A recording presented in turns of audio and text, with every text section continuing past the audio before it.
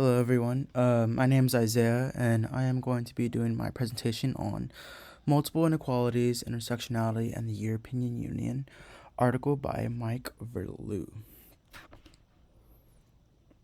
So today, my presentation and today's exploration of European policies with a particular focus on the concept of intersectionality. We're about to get into a critical analysis of legislative milestones from the Treaty of Amsterdam to the Charter of Fundamental Rights and examine how they have shaped the European approach to addressing various inequalities. Intersectionality, it's not just a theoretical concept, it's a framework developed by Kimberly Crenshaw that helps us to dissect the layers of structural and political dimensions within the realm of inequalities. This isn't just about the theory, it's about gaining practical insights into how these ideas manifest in people's lives. So, moving forward, we will discuss four fundamental social categories: gender, race, ethnicity, sexual orientation, and our class. Our objective is to understand the positions, origins, and associated norms within each category, providing us with a comprehensive view of the intricacies involved. As we get through this material, remember that our goal is to aim to comprehend the practical implications for gender and sexualities, solving how these policies play out in real-life scenarios.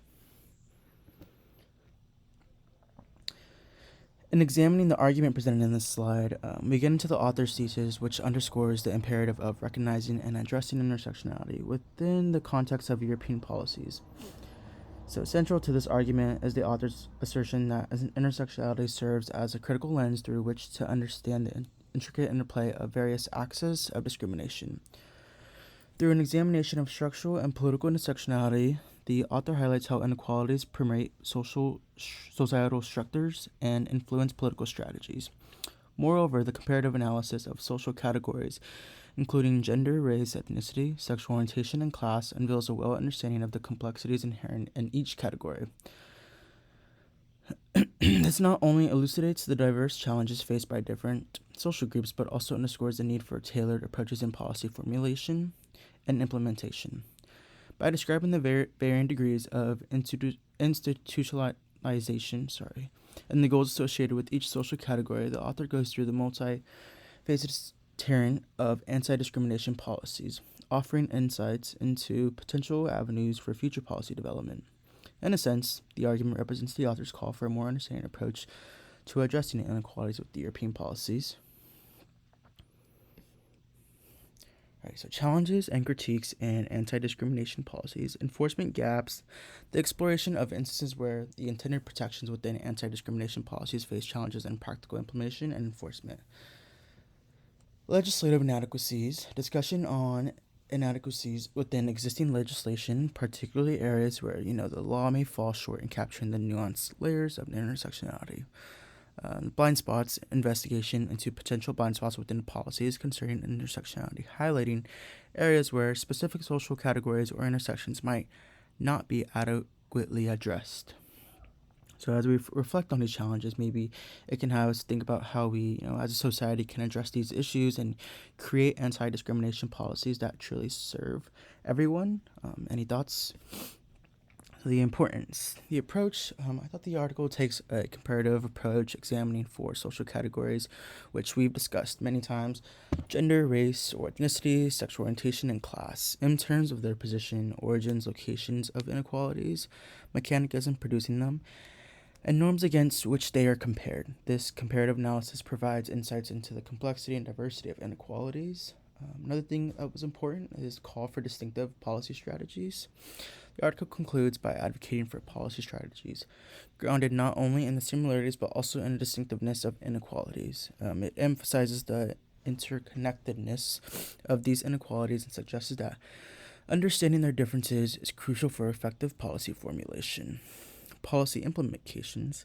By discussing the institutionalization of social categories and the goals, claims, and strategies associated with them, the article gives insight on the effectiveness and challenges of policy measures. It also offers insights into the varied approaches taken to address inequalities and their implications for political and policy strategies.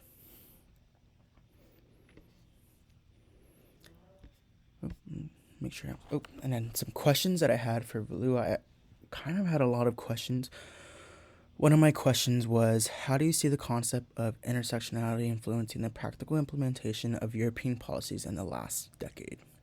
Next question, can you highlight specific instances where intersectionality has led to positive changes in addressing multiple inequalities within policy frameworks?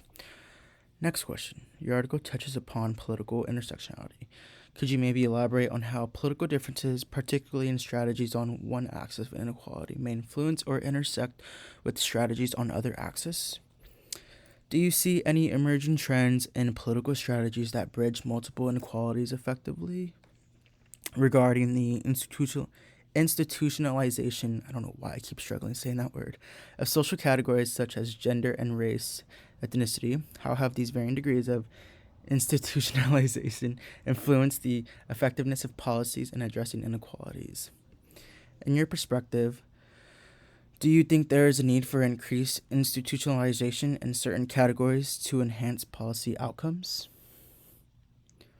So those were all the questions that I had for him. Oops. No. Sorry. And then just a reflection. In this article of European anti-discrimination policies and the evolving concept of intersectionality, the article gave insight on the dynamics of addressing multiple inequalities, beginning with an overview of the historical development of legislation. The article highlighted the expansion beyond gender to encompass factors such as race, ethnicity, religion, disability, age, and sexual orientation. The intersectionality framework emerges as a lens through which to understand the interplay of these diverse inequalities. The comparison of social categories reveals distinct differences in their conceptualization, origins, and locations of inequalities. The examination of political and policy activities emphasizes variations in institutionalization and goals associated with the category. Ultimately, the article underscores the importance of recognizing these differences in framing policy strategies, advocating for a more nuanced and context-specific approach to effectively address the complexities of inequality in European societies. And yeah, that is my presentation, and thank you guys. Yay, finally.